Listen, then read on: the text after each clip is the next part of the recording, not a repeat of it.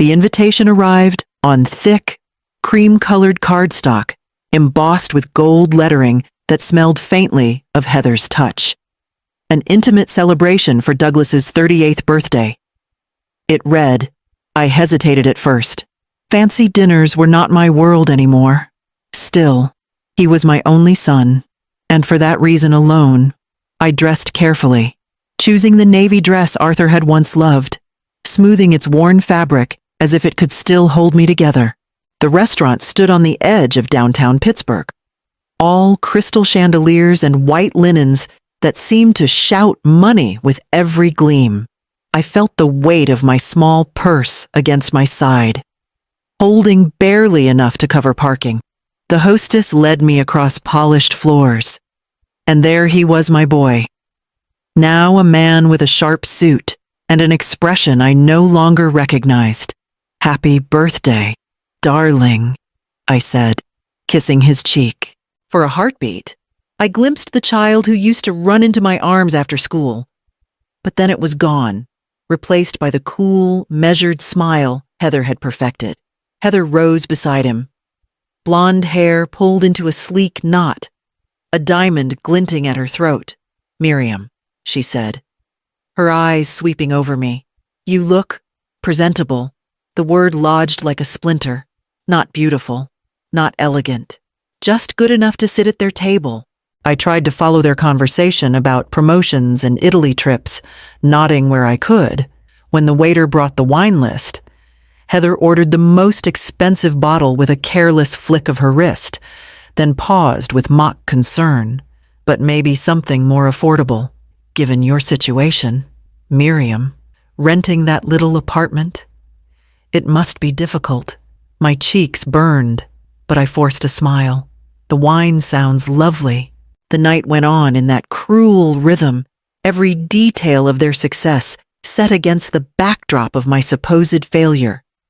I had almost made peace with enduring it when Douglas leaned back in his chair, his voice low but sharp enough to cut. You'll die poor and alone, Mom. Still renting like that? For a moment, the clink of silverware and hum of conversation faded. My son's words filled the space instead, echoing louder than Heather's smirk or the waiter's quiet shuffle. He did not flinch, did not soften. He believed it. I pressed my hands together in my lap, willing them not to tremble. My son had become a stranger, and I sat there swallowing the bitter taste of it, knowing the night had shifted into something I could never forget.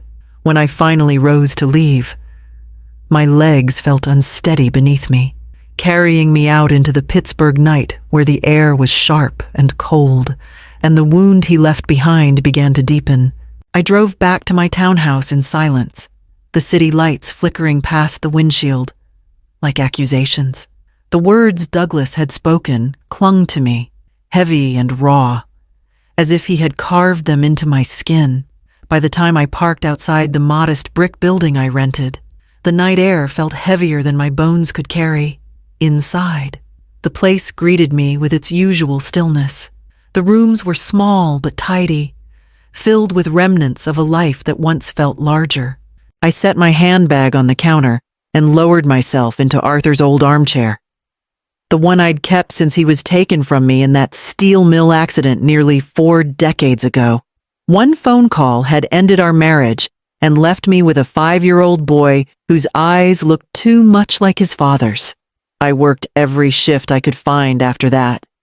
Days at the courthouse as a clerk, nights typing for a law office, weekends at the library shelving books.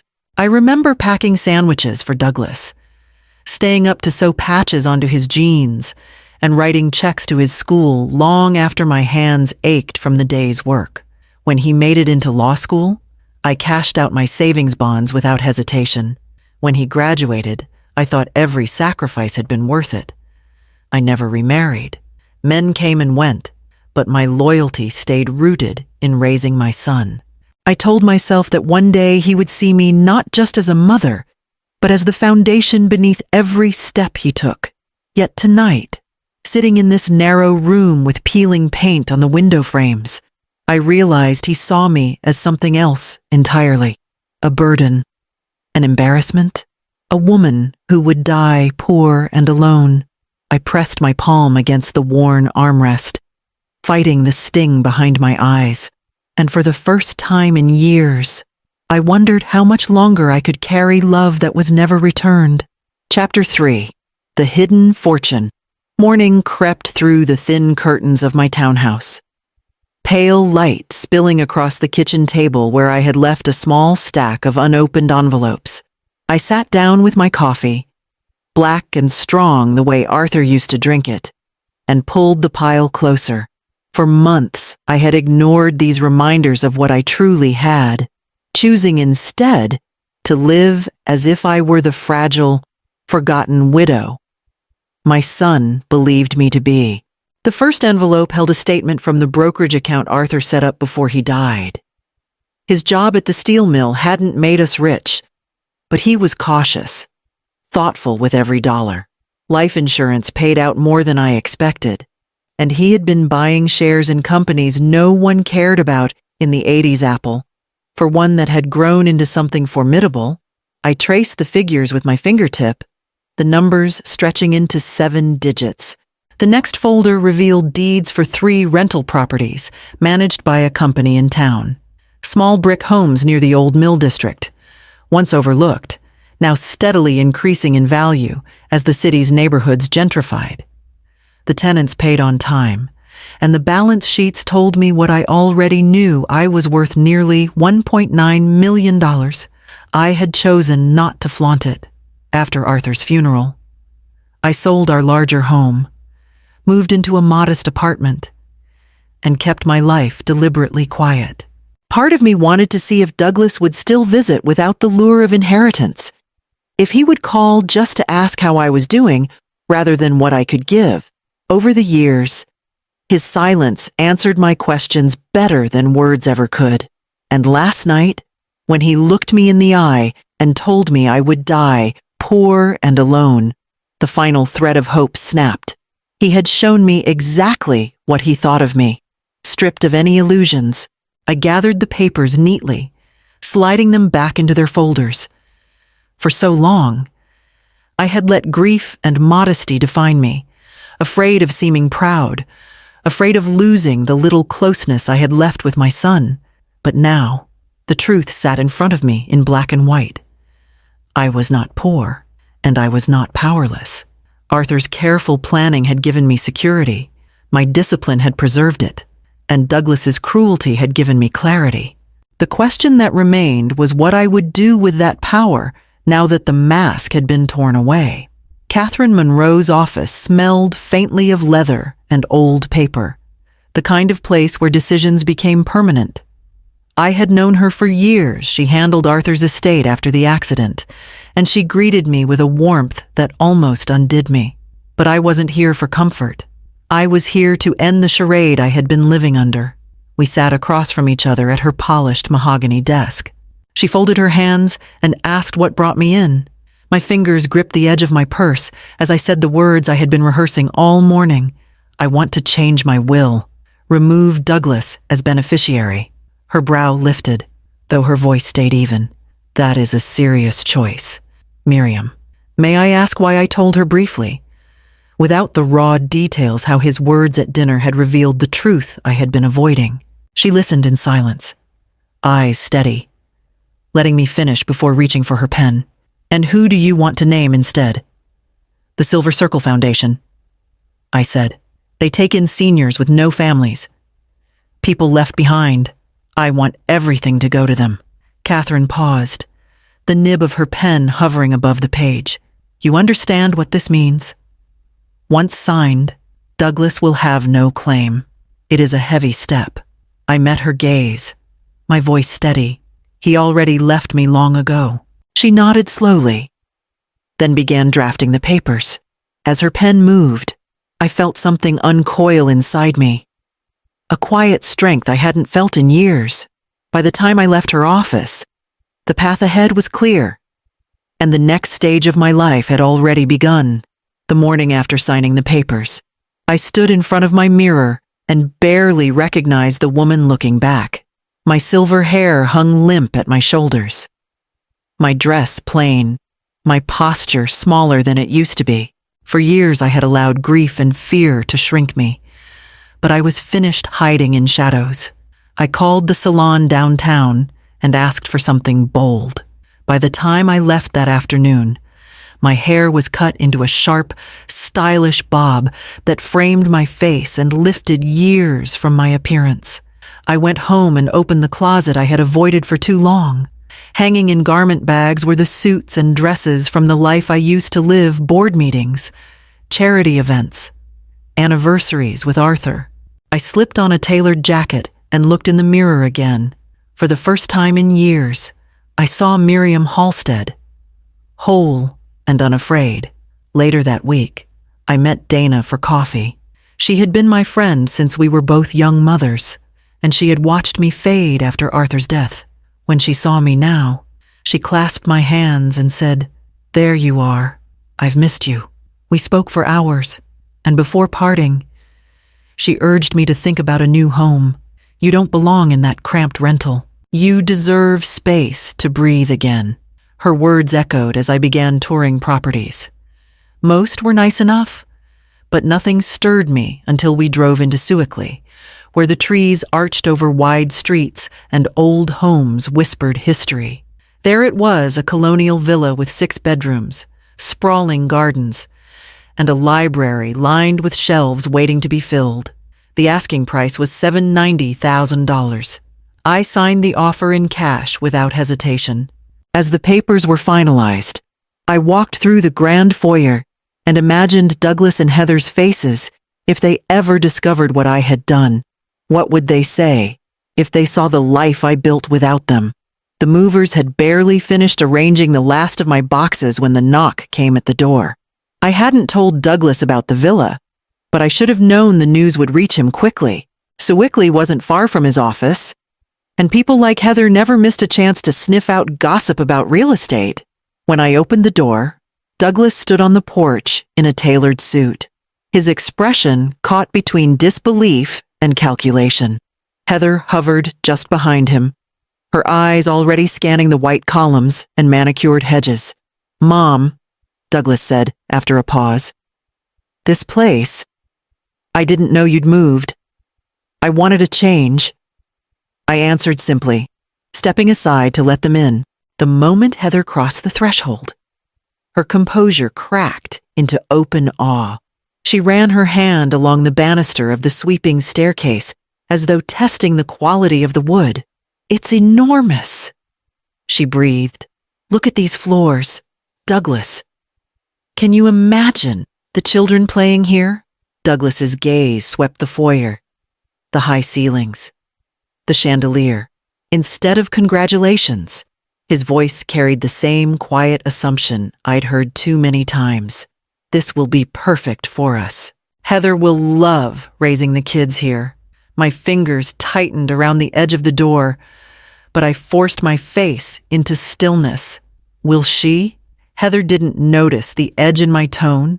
She was already striding into the living room, pointing at corners where she imagined a sectional couch, a piano, curtains in pale blue silk. "And this room," she said brightly, "with a little paint. It would make a beautiful nursery. Plenty of sunlight. We'd only need to tear down that wall to open it up." Douglas trailed behind her, nodding, as if the villa were theirs by default. "The yard is big enough for a swing set. We could host family parties here. Holidays. You'd have company all the time." They wandered through the house as though giving me a tour of my own home. Heather narrating renovations, Douglas adding practical touches about schools nearby and the prestige of the neighborhood. I followed in silence, listening as if to strangers. My smile fixed but faint. By the time we reached the library, Heather's eyes were glittering with satisfaction. She pressed her palm against the dark oak shelves and turned to Douglas with a smile that was almost triumphant. "It's settled. Then, this is exactly what we've been waiting for." Douglas looked at me, his expression almost paternal, as though he were offering me reassurance. "Don't worry, Mom. We'll take care of everything here. You won't have to lift a finger." I smoothed my skirt and lowered myself into one of the leather chairs, letting them talk over each other with plans and promises. My heart beat steady. My lips curved into a small smile that gave nothing away. Do you correct people who assume your life belongs to them, or let them trap themselves in their own arrogance? Their voices echoed down the hall, Heather sketching her future aloud, while Douglas nodded along. I excused myself softly, claiming I needed a moment, and slipped into the study, closing the door behind me. I let the quiet settle before reaching for the phone. Catherine answered on the second ring, her tone brisk but familiar. "Miriam, is everything all right? I need an addition to the will," I said. My voice did not shake, though my heart pounded. "A codicil. Under no condition may Douglas or Heather inherit or reside in this villa." She paused long enough for me to hear the scratch of her pen across paper. "And if they attempt to contest, make it clear they forfeit everything, even visitation rights. I don't want them setting foot here again if they try to challenge me." Catherine exhaled, steady but firm. "It can be done. I'll draft it tonight." "Thank you," I said, and hung up before the weight of my decision could settle. I stood for a moment, staring at the shelves lined with Arthur's old law books, then smoothed my skirt and straightened my shoulders. By the time I returned to the living room, my face carried only calm. Douglas and Heather were still circling the space, discussing curtains and floor plans, too absorbed in their fantasies to notice the phone call that had already rewritten their future. Can silence be more powerful than any argument? It took less than a week. Catherine warned me her office would need to confirm property details for the codicil, and I knew that phone call would light the fuse. On a gray afternoon, I heard tires crunch on the gravel drive, followed by the sharp slam of car doors. Before I could reach the foyer, Douglas and Heather were already inside, faces flushed with fury. Heather's heels struck the floor like gunshots. "How could you do this to us?" she demanded, waving a stack of papers I recognized as copies of the amended will. "After everything we've planned, after everything we've done for you, this is how you repay us." Douglas's voice was lower, but no less cutting. "Mom, you don't need this house. It's far too big for one person. We do. We have a family to think about." I steadied myself against the mantel. "You have a family.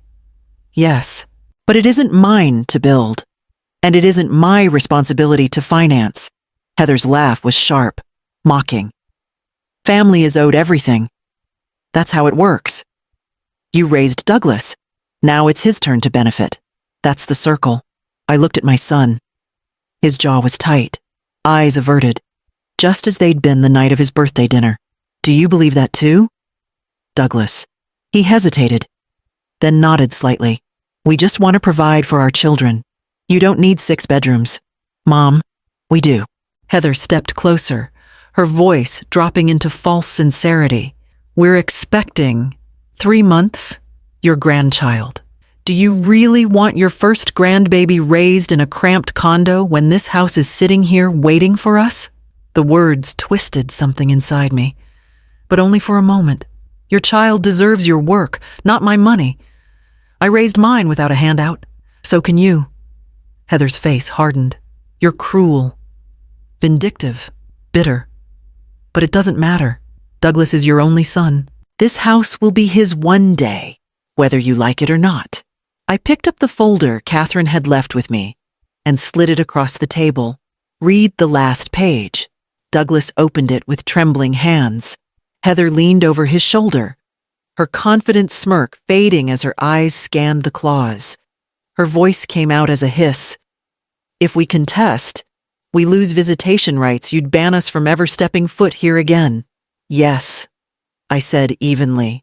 "This house will never be yours. If you try to take it, you will lose even the chance to see it." Heather exploded, pacing the room in furious strides. Douglas remained seated, torn between his wife's fury and the quiet shame flickering across his face. "When blood demands ownership," I said softly. "What do you owe loyalty?" Or the truth spring came soft and green to Suickley, and with it a life I hadn't known I still had inside me. My villa was no longer an echoing house, but a home, filled with voices from the book club I hosted in the library, laughter from neighbors I welcomed to the garden, and the quiet satisfaction of mornings spent volunteering at the senior center. The rooms that Heather once measured for curtains now carried the scent of fresh flowers and the sound of my own joy. It was nearly 6 months after the confrontation when Douglas appeared at my door. He looked smaller somehow, shoulders bent, his sharpness dulled. Heather had left him, he said, and taken more than just their marriage with her. He wanted to talk. We sat in the sunroom, light spilling through the windows onto the wicker chairs. He spoke haltingly, admitting to his mistakes, to his silence, to the way he had allowed greed to speak louder than love. He did not ask for money. Not this time. He asked only for a chance to rebuild. I told him the will would not change. The Silver Circle Foundation would inherit everything, and that decision was final. But I offered him something else, something he had not asked for but seemed to need. "If you want a relationship with me, Douglas, it must be as equals. No expectations, no debts, just us, if you can accept that." His eyes brimmed with something close to the boy I remembered, and he nodded. Later, as I stood in my garden, the roses climbing high along the trellis, I realized the true inheritance I had secured was not money, but dignity reclaimed. Is true wealth measured in what we own, or in the strength we find when we stop being erased?